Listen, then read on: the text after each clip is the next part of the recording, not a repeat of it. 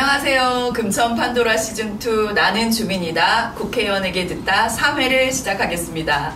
저는 진행을 맡은 고성미입니다. 그리고 제 옆에는 더불어민주당 금천구 지역위원장이신 최기상 국회의원님 나와 계십니다. 안녕하십니까. 네, 의원님 이번에 이균용 대법원장 후보자에 대한 인사청문회 잘 보았는데요. 품격 있는 질의였다는 이야기를 들었습니다. 짧은 소감 한 말씀 부탁드리겠습니다. 네, 이균용 대법원장 후보자 임명 동의안 청문회 등 관련해서 많은 분들이 칭찬과 응원을 해주셨습니다. 감사하게 생각합니다. 유튜브에 동영상이 있으니까 한번 좀 봐주시면 더 힘이 날 것 같습니다. 대법원장으로서 갖춰야 될 덕목이 무엇인지 사실상 최초로 제가 10가지를 제안해 봤고요. 이 두 가지의 경우에 후보자가 충분히 재판 과정에서 이뤄냈는지를 밝혀야 됩니다. 두 번째, 법치입니다. 핵심은 국가 권력이 국민의 권리를 침해하지 않도록 통제하는 역할을 충실히 했느냐고, 그 핵심은 검찰 권력의 통제지요. 그 10가지를 기준을 가지고 인사청문회에 임했는데 많은 국회의원들과 언론에서도 관심을 가져주셔서 이번에 그 후보자님은 아쉽게도 대법원장으로 적기까지 않다는 판단이 들어서 국회에서 부결이 되었고 앞으로 조만간 새로운 후보자를 대통령이 지명하실 것 같습니다. 작년 2월에 의원님께서 판검사의 법 왜곡죄 법안을 발의하셨습니다. 먼저 이 법 왜곡죄 법안에 대해 간단히 설명 부탁드리겠습니다. 법 왜곡죄는 검사와 판사가 직무를 수행함에 있어서 잘못을 했을 때 형사적으로 그 책임을 묻는 제도입니다. 그동안 우리 사회에서는 검사와 판사 등이 잘못을 했는데 그에 따른 책임을 지지 않아서 국민들께서 많이 고통스러워 하셨는데요. 이러한 지점을 바로잡기 위해서 독일 등의 사례를 참조해서 법 왜곡죄라는 범죄를 새로 형법에 추가하는 법률안을 만들었습니다. 그 내용은 검사가 수사 또는 기소를 하고 판사는 재판을 할 때 위법하거나 부당한 목적으로 증거나 사실관계를 조작하는 경우, 법령을 잘못 적용하는 경우, 공소권을 현저히 남용하는 경우에 형사 책임을 묻도록 함으로써 검사와 판사가 직무 수행함에 있어서 좀 더 국민의 입장에서 그리고 법을 지켜나가는 절제되고 품격 있는 업무를 수행할 수 있도록 이끌려는 목적을 가지고 있습니다. 지난 2010년 버스기사 A씨는 400원씩 2번에 걸쳐 버스요금 800원을 빼돌렸다는 이유로 해고됐습니다. 법원은 해고가 정당했다고 판단했습니다. 이 판결을 선고한 재판부의 재판장은 오석준 대법관 후보자였습니다. 2011년에 800원을 횡령한 이 버스기사 해고가 적법하다는 오석준 대법관 후보자 판결에서 당시 사측 변호사가 오 후보자 고교 후배라는 사실이 드러났습니다. 당시 사측을 대리해서 승소한 변호사는 오 후보자의 고등학교 후배이자 사법연수원 동기였던 것으로 확인된 건데요. 17년간 버스 회사에서 기사로 일한 A씨는 2011년 버스 요금 중 800원을 횡령했다는 이유로 회사에서 해고된 유명한 판결이 있습니다. 이에 대한 소를 판결하는 과정에서 판사와 사측 변호사의 친분으로 인한 부당한 왜곡이 있었다고 보여지는데요. 현장에서 이러한 왜곡이 얼마나 일어난다고 보이시나요? 네, 사법 현장에서 수사나 재판 과정에서 이런 왜곡이 얼마나 일어났는지를 제가 정확하게 말씀드리기는 어렵습니다. 하지만 이 부분은 제도의 문제이기도 하고 관행의 문제, 잘못된 문화의 문제이기 때문에 전반적인 절차를 정확히 들여다보고 법을 바꿀 수 있으면 법을 바꾸고 그리고 제도나 문화의 개선점이 있는지 변호사, 판사, 검사 그리고 국회에서 머리를 맞대서 새로운 대안을 마련할 필요가 있다는 생각은 늘 하고 있습니다. 앞으로 신속하고 엄격하게 이 부분을 들여다보겠다는 말씀을 드립니다. 성인 남녀 500명을 대상으로 사법부 신뢰도를 조사한 결과 절반이 넘는 64%가 사법부를 믿지 않는다고 답했습니다. 최근엔 OECD 국가 중 한국의 사법 신뢰도가 최하위라는 내용이 보도됐습니다.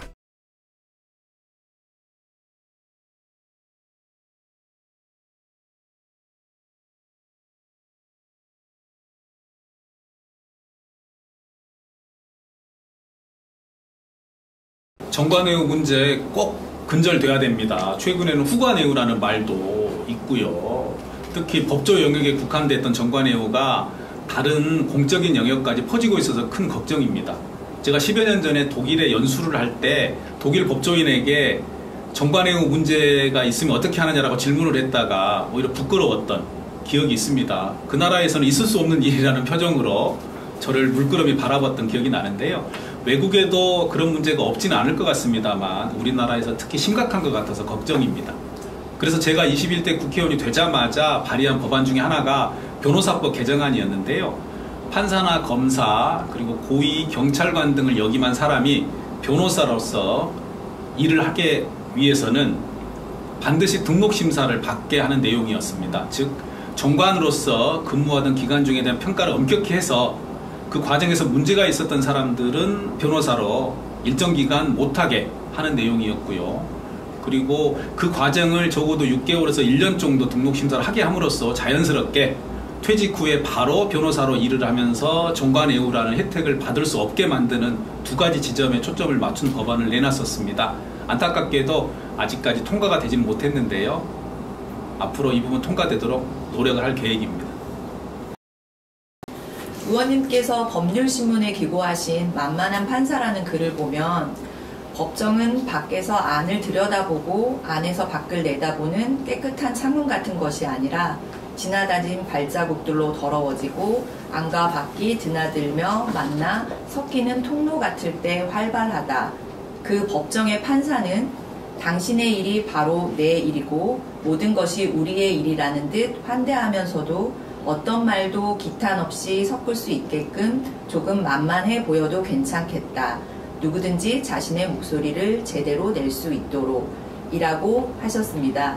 의원님 생각하시기에 좋은 재판, 좋은 수사라는 것이 어떤 것인지 여쭤봐도 될까요? 좋은 재판과 좋은 수사에 관한 의견은 사람마다 많이 다를 거라고 생각합니다.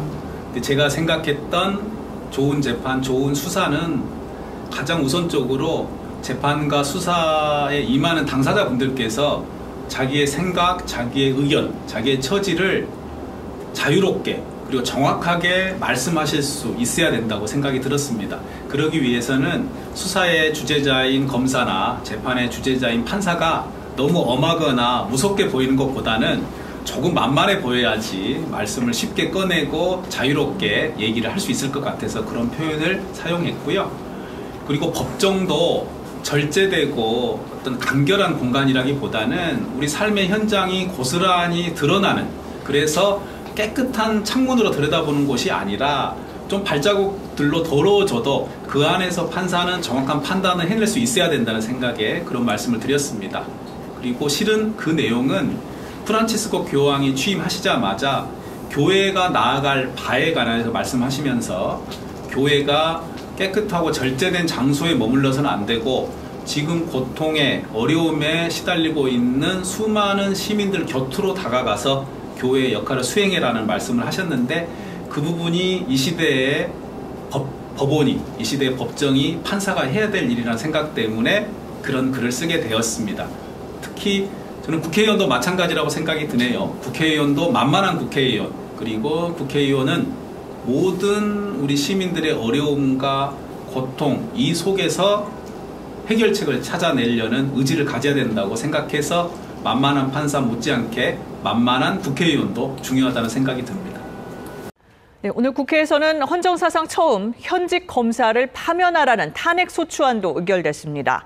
서울시 공무원 간첩 조작 사건의 피해자 유우성 씨를 이 검사가 보복 기소했다는 논란이 있었는데, 앞서 대법원은 검찰의 공소권 남용을 인정했습니다.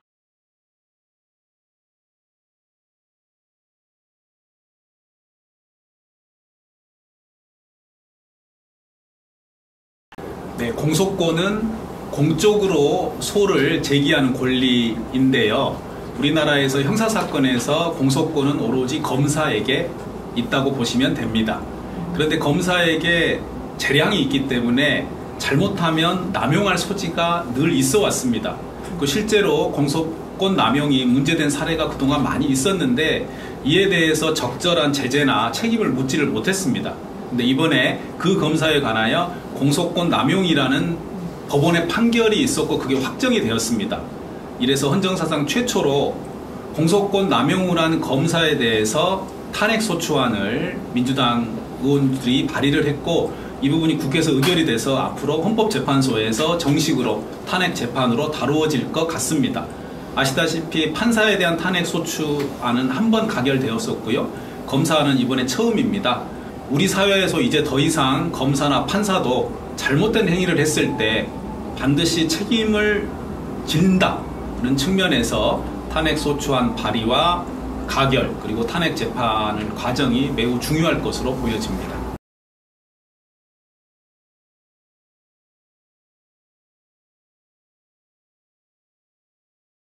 여러 차례 있었습니다. 제가 어릴 때 바로 아래 동생을 잃어버려서 3일 만에 찾은 일도 있었는데요.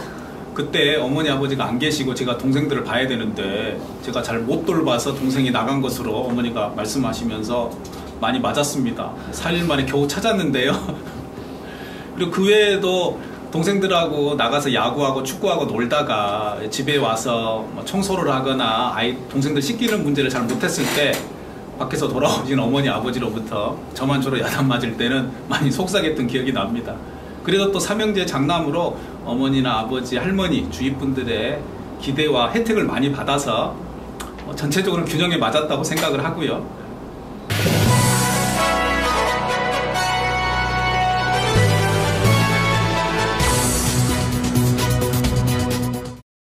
의원님께서 정치인이자 학부모이기도 하신데요.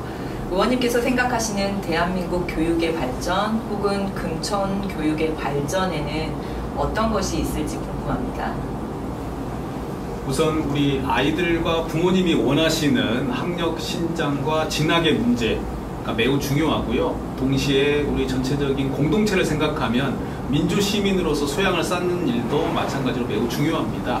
그래서 저는 우리 금천에 한정돼서 우선 말씀을 드리면 금천의 학생들과 학부모님들이 원하는 것이 무엇인지 우선 정확히 알고 그에 맞춰서 할 수 있는 모든 일을 다 하겠다는 각오로 임하고 있습니다. 그래서 그동안 금천에 있는 초중고등학교를 거의 방문을 했고요. 그리고 관련돼서 학교 시설이나 환경을 개선하는 문제도 최선을 다하고 있습니다. 최근에는 학교의 학부모님들 그리고 선생님들을 만나는 작업 그리고 지역위원회 차원에서 금천의 학력 신장을 위한 용역이나 연구 등도 활발히 진행 중에 있습니다. 결국 금천의 주민들이 원하시는 내용이 무엇인지 정확히 판단된 이후에는 우리나라에서 시행되고 있는 모든 정책들을 다 같이 검토를 해서 최선을 다해 볼 생각이라는 말씀을 드리고요. 또 한 가지 민주시민교육이라는 부분 그리고 연로하신 어르신들이 평생교육이라는 부분도 매우 중요하다는 생각을 하고 있습니다. 그래서 이 부분도 우리 구의회, 구청 그리고 시민사회와 논의를 해서 우리 금천에서 모범이 되는 제도들을 도입하고 노력해볼 각오라는 말씀을 드립니다.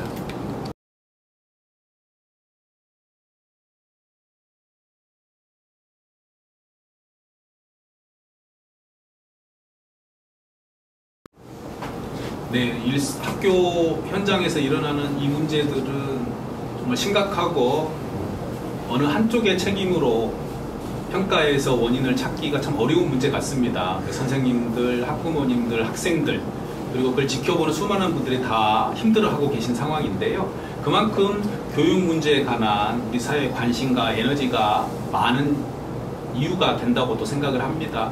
선생님들, 학부모님들, 학생들 그리고 그걸 지켜보는 수많은 이웃들 많은 분들이 같은 걱정을 하고 계시는데요. 그만큼 이 시대에 우리가 머리를 맞대고 신속하게 해결해야 될 큰 문제라고 생각합니다. 앞으로 국회에서나 우리 금천에서나 문제 해결책을 찾기 위하여 최선을 다하겠다는 말씀드립니다. 끝으로 교육 현장에서 지금도 고충을 겪고 있을 많은 선생님들에게 힘내시라고 위로와 응원의 말씀 부탁드리겠습니다. 선생님들의 수고와 의대에 깊이 감사드립니다. 제 학창시절을 돌이켜보면 집안의 어려움, 밖에서 어려움들을 늘 학교에 가면 선생님들의 격려와 응원으로 제가 이 자리까지 오게 되었습니다. 그리고 제 세 아이를 키우면서 20살이 넘은 큰아이와 둘째 아이를 키우는 데 있어서도 우리 선생님들께서 해주신 역할이 저희 부모가 한 역할보다 훨씬 크다고 여전히 생각합니다. 그리고 막내 아이 지금 흥백초등학교 6학년 다니고 있는데요. 학교 생활에 정말 만족해하고 있습니다. 우리 선생님들께서 어려움도 있으시고 오해를 받으실 수 있는 상황도 있겠습니다만 대부분의 학부모와 우리 시민들은 선생님들을 믿고 의지하며 따르고 있습니다. 우리 선생님들 힘내시고 선생님들 어려운 일 있으시면 저희 의원회관이나 지역위원회로 언제든지 연락 주십시오. 제가 함께 머리를 맞대고 상의하고 논의해서 그 문제 해결해 나가도록 하겠습니다. 선생님들 감사합니다. 응원합니다. 고맙습니다. 네, 오늘은 다소 무겁고 불편한 주제로 이야기를 나누어 봤는데요. 이 불편함이 우리의 곪은 상처를 도려내고 새살을 돋아나게 하는 과정에서의 아픔이라 생각하고 3회를 마칠까 합니다. 지금까지 금천구 국회의원 최기상, 구의원 고성미였습니다. 감사합니다.